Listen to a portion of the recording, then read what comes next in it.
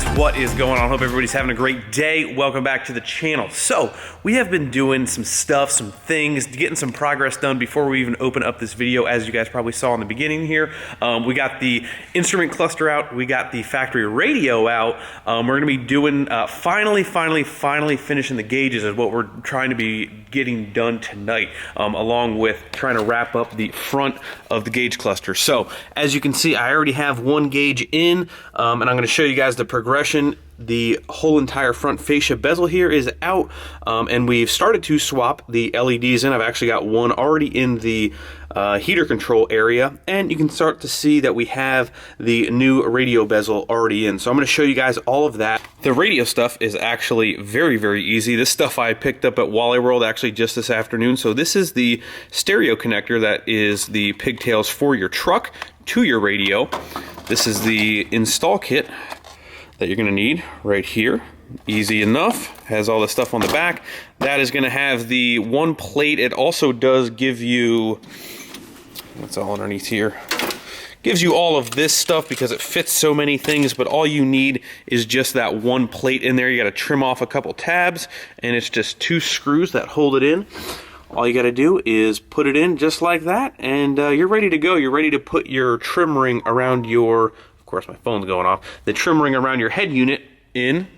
Don't mind the mess here, but we did pick up a nice Pioneer head unit here that we can match the green. What I was trying to get accomplished today, and now the whole reason I ran out and got the radio, was trying to wrap up this bezel gauge cluster. We were doing the gauges. I was swapping all the LEDs out of the cluster, and I'm like, well, let's go see if we can get a radio. So we got the radio. I actually started to, actually not finished, but I have the radio side, the head unit side to the connector. This is not focusing, but I got that all soldered up, all shrink-toed up. So this is going to plug into the head unit, this is going to plug into the truck, and now this is pretty much ready to go. Very easy. It's all color-coded. All you got to do is pretty much in most cases wrap up, match the wires to the appropriate side, and you got yourself a little harness. I could have made this a little shorter, but good enough, good to go. So the head unit stuff is pretty much coming to a close. Now, you'll know that we were mounting our tack. This tack from ISPRO has its own harness. This actually plugs into certain year first-gen trucks. Actually come with a plug underneath the truck that all I got to do is plug this in. Comes with this harness, but we got that all connected up to the gauge. So we actually swapped out. This has got an LED in here because it came with an incandescent, just generic crap bulb. So we got an LED in that as well. And then we have it all connected to the harness here. So we just got to run that in the truck, and then that is good to go. And we have all of the wiring pretty much situated for the other ISPRO gauges. So these are the little small LEDs. I got these off of Amazon. I'll try and put links to all the stuff that I'm talking about in this video down below as always, but got these, got like a 10-pack, and got those done. This is obviously your instrument cluster here, which usually normally has very dim incandescent bulbs with little filters on them to make them green, which most people know if you guys have a first gen, they are terrible. So just like the back of most, these kind of just twist out. They're a little bit of a pain if they've never come out before, but I marked the ones that you need to change. It's 1, 2, 3. These are like your turn signals and your warning lights and all that other stuff. On this side, kind of same thing. These are your turn signals, you know, like your oil, your check oil and your check engine or whatever.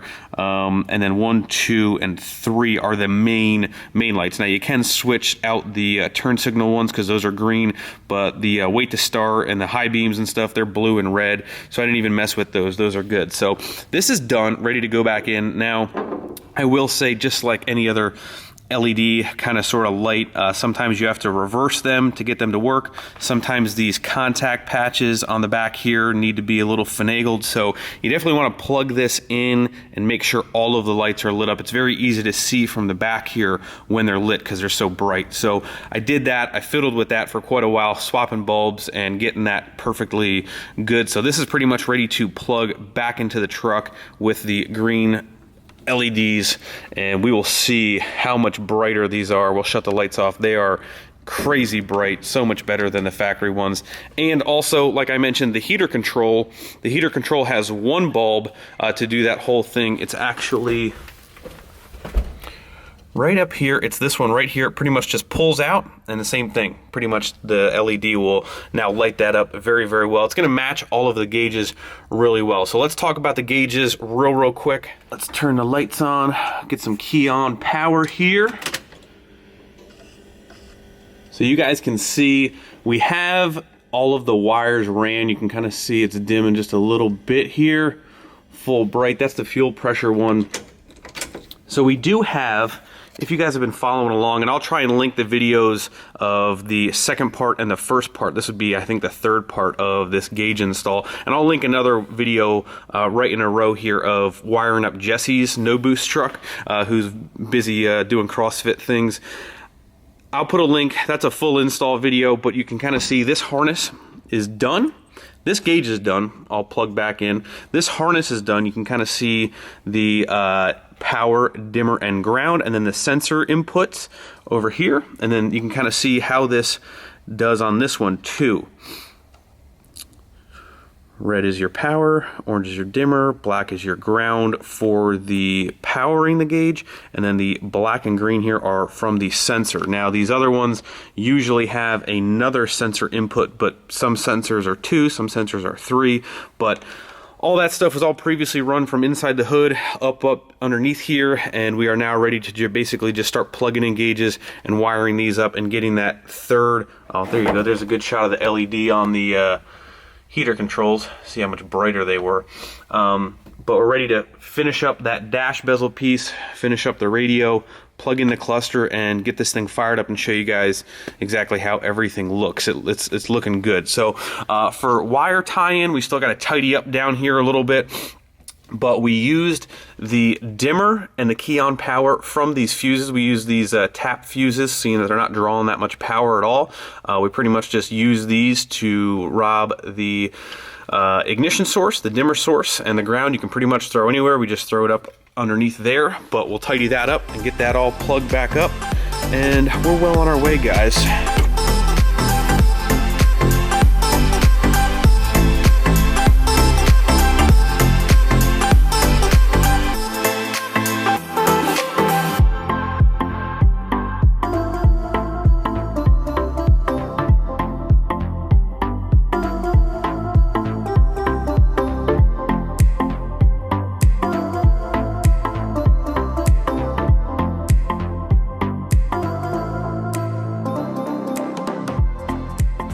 Alrighty guys, are you ready to see the light?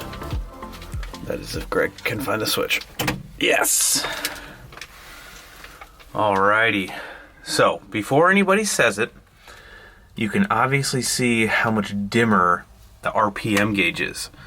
I already have an LED in that, and there's just not a whole lot I can do about that, I don't think. I mean, it's pretty much completely wide open in the back. I think it's just the spacing around the gauge isn't as well spaced as the rest, but other than that, we are lit up like Christmas, boys, let me tell you. Fuel pressure, EGT, trans temp. You can see how bright the gauge cluster is now. And then we got our boost and drive, and then RPM. But as you can see, we have no radio because we had a slight hiccup with the radio, of course, after I just got telling you how easy it was. But let me flick the lights back on and we'll go over that. Alrighty, so here's how everything kind of looks with as much light as there can be in here as of right now. But everything looks so good. Oh, those gauges look so good. They look like they belong there. So we did have some issues with the harness here. Apparently, I'm not really sure what's going on, but gauges are in, they work, they're done. The RPM gauge works. Actually, let me start that up for you.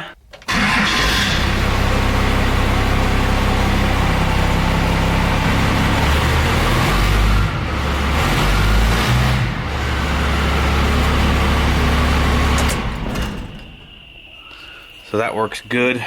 And again, I didn't really tidy any of this up, but this plug that you tie into, pretty much right down here, this is a factory plug. it was like right off to the side, and then this is the harness, which I might do a little something different on, but that's the gist of the harness.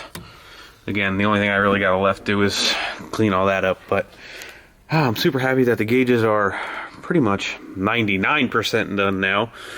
But let me know what you guys think. I think they came out awesome. They matched the factory cluster stuff perfectly. Boys, I was outside, I was just wrapping up in here, letting the truck warm up.